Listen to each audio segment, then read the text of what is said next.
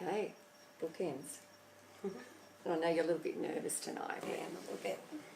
Well, everyone, I want you to meet Steph. Steph is one of the bravest people I have met in such a long, long time. She is a true warrior, to all those young people that have gone through so much in their life and gone through addiction and come out the other side, to only give of themselves for others. To me, that is an applause. That is worth an applause.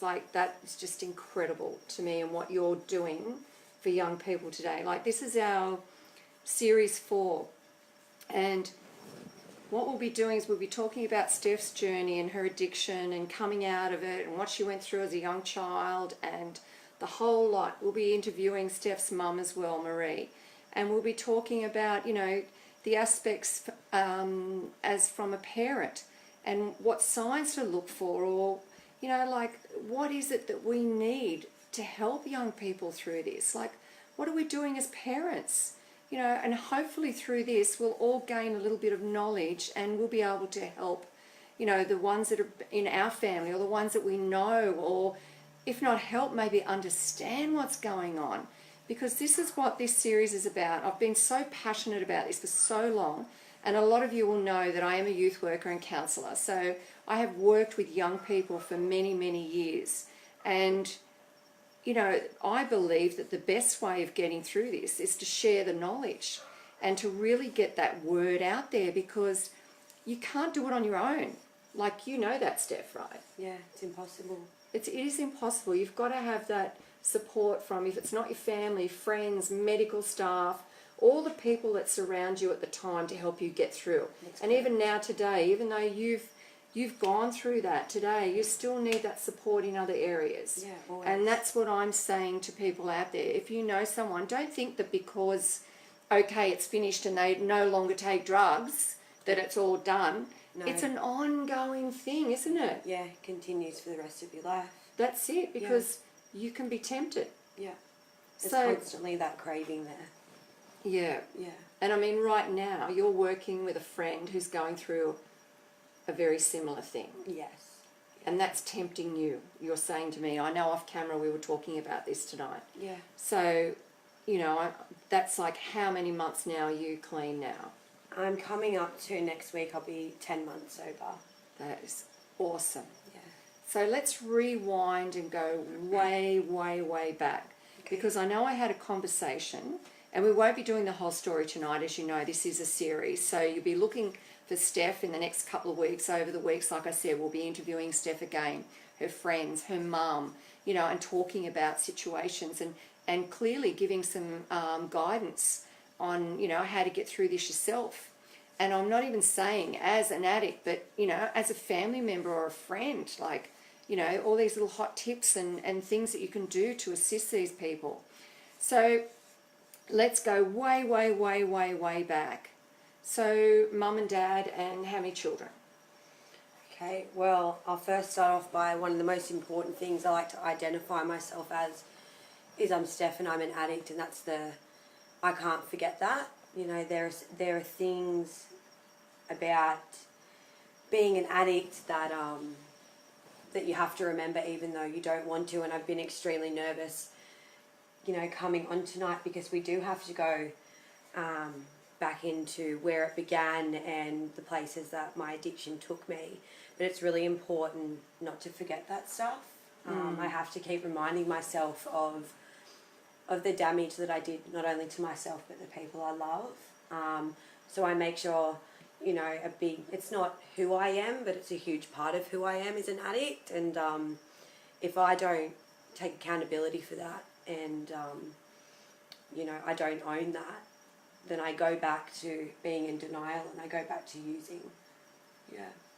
So a big thing for me. So, it wasn't like I had a beautiful childhood growing up, but I did have a father who was an alcoholic and a prescription drug user, and that killed him. And I had a trauma that happened with my dad, which we will dive deeper into in some more of the episodes.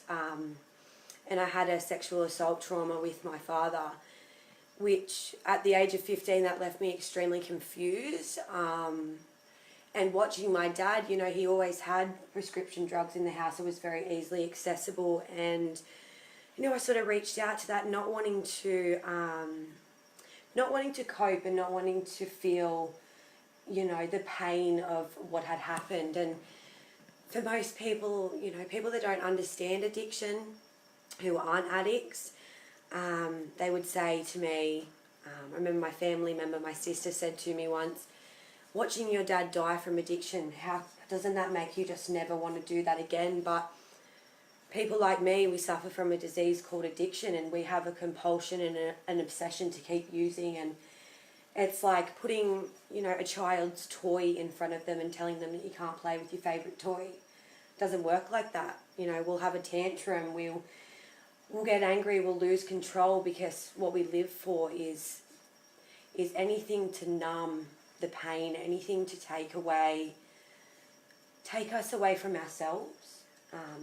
Because people like me, we struggle with life on life's terms.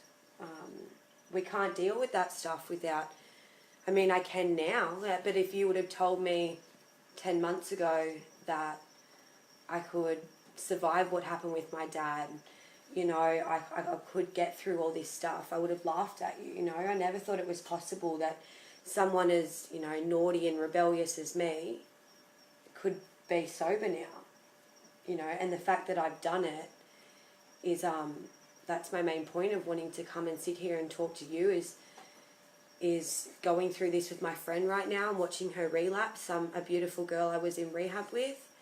I'm on the other side now, and I'm watching, you know, what I did to my family, and it's awful. It's awful to see. It's a very selfish disease, because our pain is great.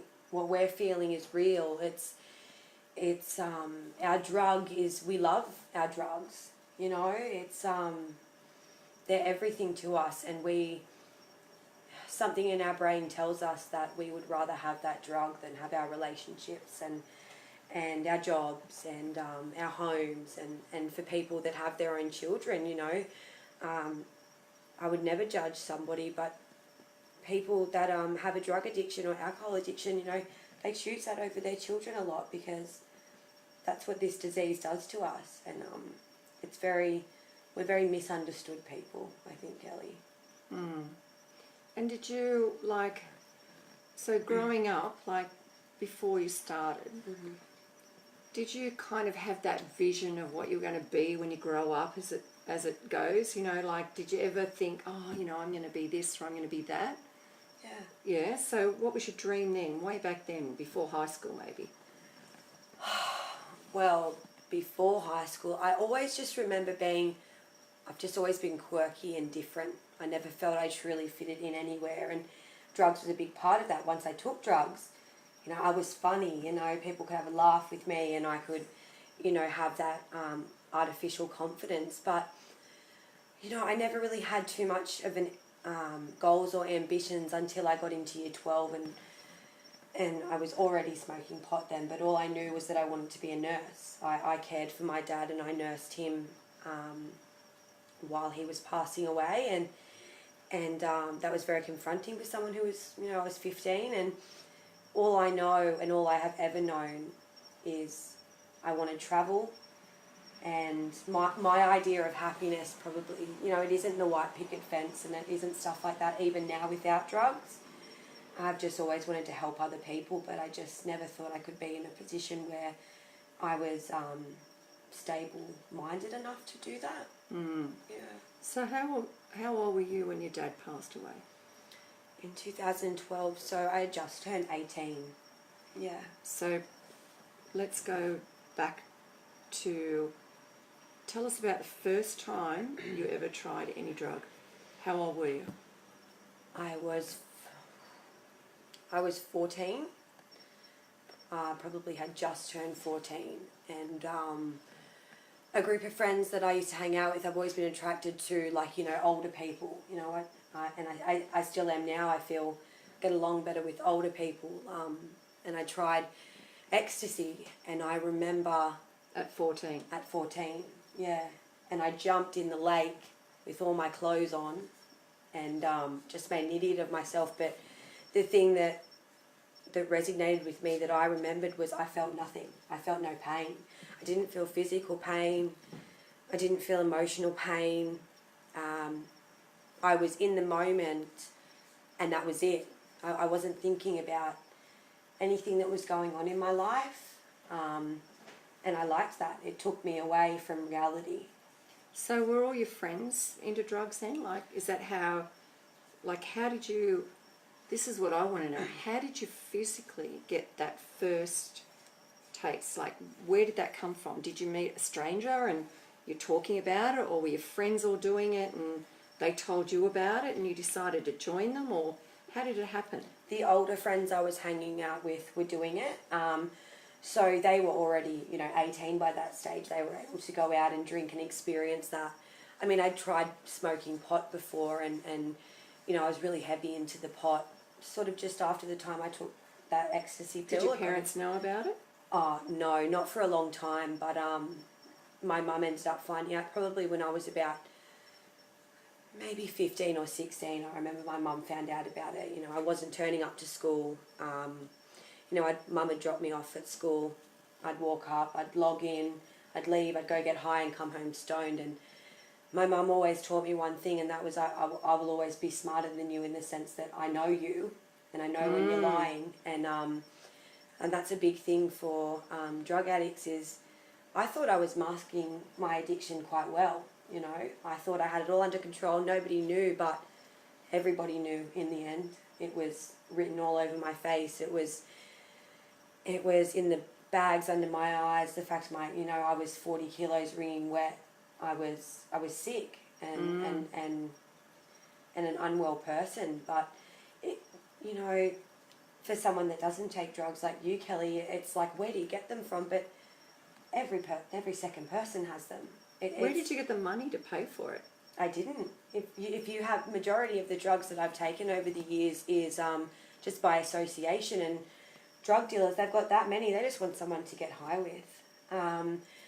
A lot of my dad's inheritance when he passed away, which is a huge regret for me now, and my mum always did her best to encourage me not to waste that money, and I blew pretty much all of it because, all I wanted was drugs. I was dependent on that. Drugs were my best friend. They were my lover. They were my everything. You take away my drugs and I don't want to live anymore. So I spent my dad's inheritance. I may as well just be honest, because the point of, doing this video is for people to not feel ashamed of things that we do in addiction. But I ended up, working in a strip club. And that's really hard for me to talk about. I still haven't, but, it was like it wasn't me. When I'm sober, I'm peace and love and kind and respectful. And when I'm high, I'm angry and I'm rebellious, and I'd do anything if you give me a drug. And in stripping, it was an ego thing for me too. A lot of people we just want to be loved, and that's what I wanted. And working in a strip club, if someone picked me out of all these other girls to spend time with, that ego boost to me was amazing. And then they'd give me free drugs, and I was on cloud 9. So what sort of drugs were you taking then as a stripper? Cocaine was a big one around in Sydney at that time. I did that for 3 months. That's... Did you lose that 3 months in your life? Like, do you remember all that? Or it's just... A lot of it I don't. I've learned to put that in the back of my mind. I remember my mum finding wads and wads of money in my car and telling my mum, that I had done that to myself. It's shameful. A lot of addicts, majority of addicts, are filled with guilt and shame and have gone to prostitution and do things because we are obsessed with wanting to be high and taken away from who we are, because I don't know why. I see it now, and I know I'm good enough. If you don't want to be in my life and you don't think I'm good enough, then I think that's your loss now, because I'm a good person. But we're filled with guilt and shame from these things that we've done, and it's taken me a long time to get to this point where I can be open about this stuff. But anything and everything that if I had an opportunity to get a drug, I would have done anything. So what's all the drugs that you've had? Cocaine, acid, DMT, ice, marijuana, alcohol, MDMA, you name it, I've had it. I've never injected, but the last batch of which brought me to my knees, was having a batch of ice mixed with heroin, and I was unaware of that, and I got severely sick, and I hadn't been off ice for a day in, oh God, I couldn't tell you how long, and I had to go to my mum's house. I couldn't take care of myself. I was so sick. I looked like I was dying. I felt inside like it was either get help now or kill myself, because that's where drugs take me. And I know it takes a lot of people is suicidal thoughts. There are people that, Kelly, there are people that can use at a festival and use on a weekend and then stop, go about their everyday lives and just do it socially. And then there's that category of addicts like myself that we can't stop. You stop on Sunday after a big weekend to go to work. Stuff that. I'm going to get a crack pipe and go smoke it while I'm at work, or I'll take it wherever I am with me, or I just won't call work and I just won't show up. And it's like we know what we're doing is wrong, but we run from it. Like, I didn't do my dishes for 6 months. Didn't do grocery shopping for 6 months. I didn't see my family for 3 months. And the scariest point for me was doing research on how to commit suicide and how to make sure that I did it properly, because drugs take me there. Because I know when I do drugs, I'm a shit person. I'm not me. It's like a devil overtakes. It overtakes the person you are. And what happens when, okay, I know you said before, like with like drug dealers and all that, they're happy to be with you and have the fun and whatever. But what happens to you when you're at home and you're hanging out for whatever your drug of choice is at that stage, and you haven't got the money? How do you go about getting that drug? You make friends with the drug dealer, which is things that, see, now these things I'm trying my very best to, as I explain this, to not want people to perceive me right now as being this user and bad person, but I have to be honest about what I did. You make friends with the drug dealer, and if you're close enough friends with them, they'll drop it to you anytime, and it's called getting it on tick. You give it to me now, I pay you later.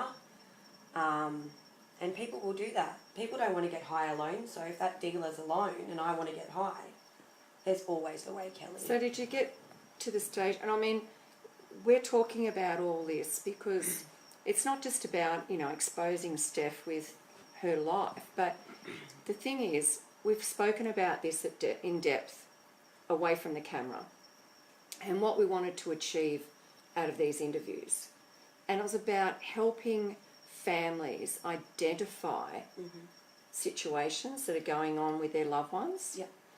And it was also about just giving the knowledge to the general public about what life is like wake up, look at what is really happening around you. It's happening everywhere. It's like your next door neighbour, it's the kid across the road, it's the guy down the street, it's your real estate agent, it might even be your lawyer. It's like everybody out there. So, this is about just giving out the information. Now, I'm not talking about people that are just smoking pot every now and then, or they've smoked pot when they were 18 and whatever, and You know, it's not about that fear factor. It's about if you have an issue that you think you've picked up something with your own child. Now, this is what this is about. This is about saving them, helping them. That's what we're about. You know, that's what this whole thing is about. It's about releasing all this information in Steph's journey so that, you know, if someone's out there watching this show tonight and they've got a young one and they're wondering what the hell's been going on with them, they've just changed and money's been going out of my purse and they're not getting out of bed. Well, maybe you need to open your eyes and look at this situation, and hopefully through this and this few episodes that we'll be doing, hopefully from this, you know, someone could be saved out there, even if it's one person that can be saved. You know, like, that in itself is success, the way I see it. You know, that Steph hasn't sat on this lounge here, on this couch, and just exposed her whole life and her whole journey to the world out there for no reason at all. And that's what this is about. This is about saving someone. Yeah. And, you know, and also you can contact us. You can send a private message through, you know, if you want to talk to Steph more, or if you want to talk to me more, or if you want help in some way, you know, don't be afraid to reach out. That's what I'm saying. Reach out to us and we can help in some way. Or, you know, it might be that we can put you onto someone, a professional that can help you.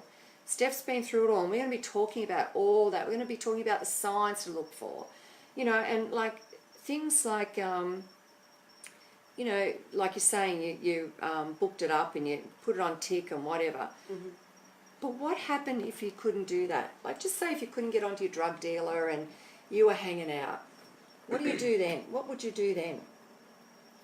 Would you go down to the local pub and or would you go, you know, are there places that people hang out that... I'd go through my entire phone and message every single person, whether I've seen them in a year, I haven't ever met them. Just out of desperation. Out of desperation, and I even remember at the end of my addiction, I started going through my carpet looking for leftover pieces of drugs. And that's embarrassing to me, but that's where it's real, and that's where my point of doing this is I have to be open about this stuff, because if I'm not sitting here laying all my stuff on the table, then I'm not going to be able to reach someone else and make them realise that all the things that I did, I can make amends for. You know, I'm working on forgiving myself for what I did to myself, you know, what I did to my family.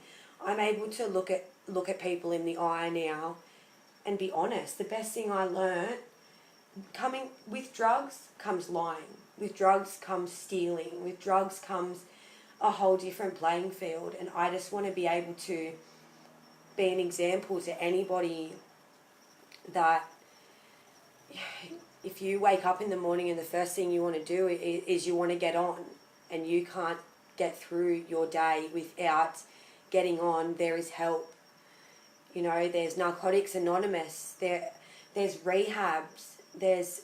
The hardest part for me was to talk. I remember my family saying to me, just talk to me, just tell me, Steph, what is going on? We know you're using. You've been doing this for years. What is going on? And it was like the words were there, but I couldn't, because I had this fear. If I tell you, you're going to take my drugs away from me, and then I'm going to have to cope with life, and then I'm going to have to feel the pain. I don't want to feel the pain of what I've done to myself. But it's possible to get through it, and that's exactly, you're right, that's exactly why we're here. Is anyone that's struggling, that is seeing this in a family member, is seeing it in themselves, or even thinks possibly they're going down that track, please reach out to us, reach out to Kelly, reach out to me. You know, I'll tag my Facebook on this. It's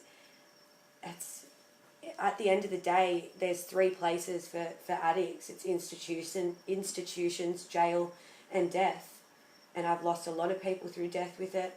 Majority of the people I went to rehab with are in jail, and the rest are relapsing and in institutions. And did you have that fear of going to jail? No, I've never been in trouble with the law, but a lot of my life has been in institutions. trying to commit suicide. I just couldn't cope with life, Kelly. I just couldn't cope with the smallest amount of stress, you know. I had post-traumatic stress syndrome because after my father passed and things that happened there that we'll talk about at other times, but I just couldn't cope with life. I was just emotionally immature. You know, once I started taking drugs, my maturity level, I stopped growing as a person. I was just like a child. I couldn't comprehend life. I couldn't pay a bill. I couldn't do anything for myself. And everyone needs help, but it's not just about what I've realised now. It's not just about me. It's about you're hurting other people too. I hurt so many people, but it's not too late. If you really want to get help, it's not too late to make amends for that. It's not the end just because you've effed up for your whole life and done all this bad stuff. Like, I know people that have been in jail and really hurt people and stuff like that, but if you want to get your life on track, you want to clean your life up and get clean, it's possible to do. It's never too late. It's never, ever too late. And when you were just saying then about not being able to pay bills, or where did you live when all this was going? Like, how did you live? I don't know. I used to steal fuel from people's cars. Wow. I sound like an awful person, but that's where drug taking took me. That's the drug addiction. Yeah. That's Steph, the drug addicted person. I needed my ice. I needed my drugs, Kelly. Yeah. It was my lover. It was my everything. Because when everyone else went away, that drug was always there. I always found a way. If you want something bad enough, you find it. I didn't need groceries. Drugs don't make you eat. I remember going to my mum's when I finally decided to get help after 9 years of doing this, and I was 41 kilos, and couldn't even fit a size 4, you know. You don't need food. All you need is drugs, and the rest, we'll worry about that later. So it's just like the minute, you live for the minute. Oh, yeah, totally. I don't think about the future. It's all in the moment. So why? So you siphon the fuel out of the car. Well, I used to get someone to do that for me. I was too scared to do that, but I needed fuel. What? You needed fuel for your car, or you needed to sell the fuel to get... I needed fuel for my car to get around so I could go and get on. Wow, that is desperation, isn't it? Oh, it leaves you in utter desperation. It brings you to your knees, and at the end of the day, if you're an addict, you can keep going as long as you can, but at the end of the day, you'll be brought to your knees and you'll be desperate. And I have friends that have killed themselves over this. I don't want to lose anyone else over it.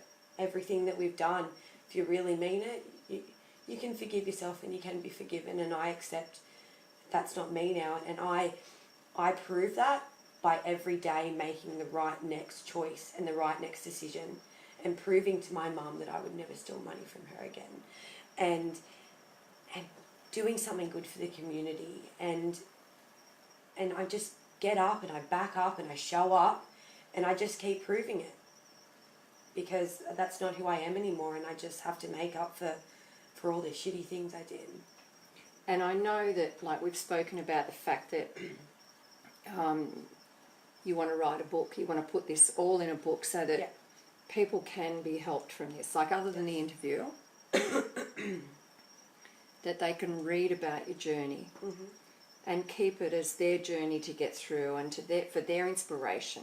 Yeah. So, you know, I'm asking if there's anyone out there, like after the series, please contact us, because if there's anyone out there that could help Steph write this book, you know, I would be so appreciative of that in itself. Like, that to me would be amazing. And as you hear each and every episode that we do of the series, that you'll get an insight into Steph's life, and, you know, there'll be someone out there that'll want to help Steph in this journey of hers. And I want to help other people too. And that's what it's about. I have a passion for this. I have a passion for it.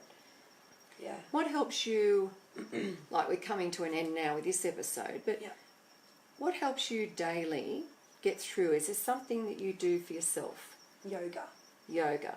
So do you get up every day and say, right, this is what I'm going to do? Do you have a routine? Or do you just get up and say, okay, well, I need to go to work, I'll do this, and I'll just do yoga when I get the opportunity? Like, is your life now more kind of mapped out, daily mapped out? I wish I could say that I've got my life in order, but I'm still only a 25-year-old person. But you And know, you're so mature for 25, and considering what you've been through, 9 years, that's such a long time to I live can that tell you hell. that I pay my bills. I live in a beautiful home. I have a very beautiful partner. I have a supportive family that never gave up on me. Thank you to them. Look, I don't have it all worked out. All I know is that my number one priority in my life is to stay clean. And my second is I want to help other people get clean and realise that life can be turned around. It's beautiful.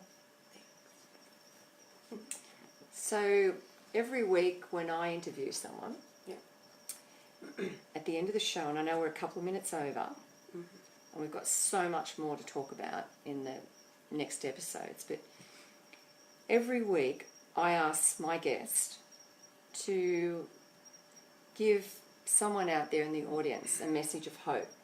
Now, there's either someone out there who's going through what you've been through, or a very similar situation, or there is a mum now sitting there crying, knowing that her son or daughter is doing the same, and what can they do? So what would be that message of hope to that person out there? Or there might be someone that's just realising that, they can't live like this anymore. They're not going to get where they need to go to in life and enjoy a beautiful, happy life like you are now. And they do want to make the changes. So what is that message of hope that you would give to those people? Just look over there to the camera and just give them that message of hope. I've been thinking about this a lot. Don't give up when you feel like you can't do it anymore. Like the mistakes that you've made have buried you so deep down, and you want to give up. Please don't give up. I know it's hard to talk, but just pick up the phone and just talk to someone, talk to anybody. Call Lifeline. I know they helped me. Just keep holding on with the tip of your fingers. Just keep holding on, because life gets better. Life gets better. Okay. It's great. There'll be many more of those little messages of hope, I'm sure, in time. So, I want to thank all those beautiful people that have tuned in tonight. And so obviously we can't name everyone, but Sharon Sharp, Jacqueline Carvey, Peter Egan-Lee, thank you. Colleen Dandelion, like I see her so much when I'm out and about, and she always says hello to me. So a special hello to Colleen. Bron Hutchins, Marie Patterson, thank you so much. That's your mum. Thank you, Marie. And, what a legend you are for sticking it out with your beautiful daughter. And I'm so blessed and honoured to have met Steph. And, just an amazing, amazing warrior. Thank you, Michelle Wilcox. Jodie Jacobs, thank you so much. And we've got Melissa Cooteridge. Hi, Melissa. Shay Rogers. Deb Connor. Sandra Hancock. Hi, Sandra. Kerry Lee. Hi, Kerry. How you doing, Kerry? Lauren Zonefeld and Dean Crywood. Thank you, Dean, for tuning in.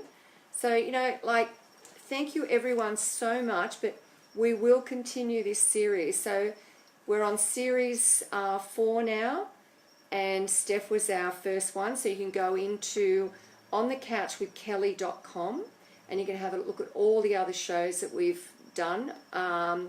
And this December we're approaching 100 shows. So we'll be doing a pretty big show on that day, which is,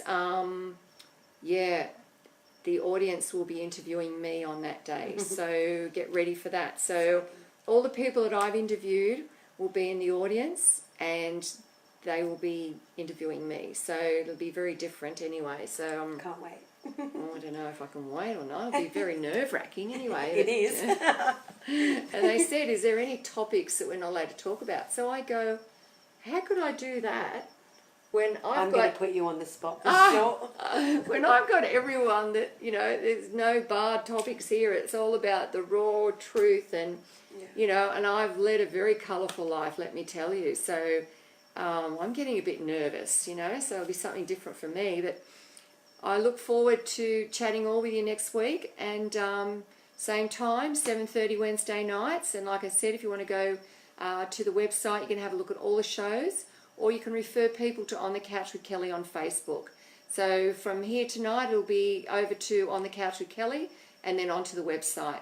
So just send people to there and share the heck out of this. Please share the heck out of it. So I'd like to say thank you, everyone, and know that no matter what in life, you know, don't give up.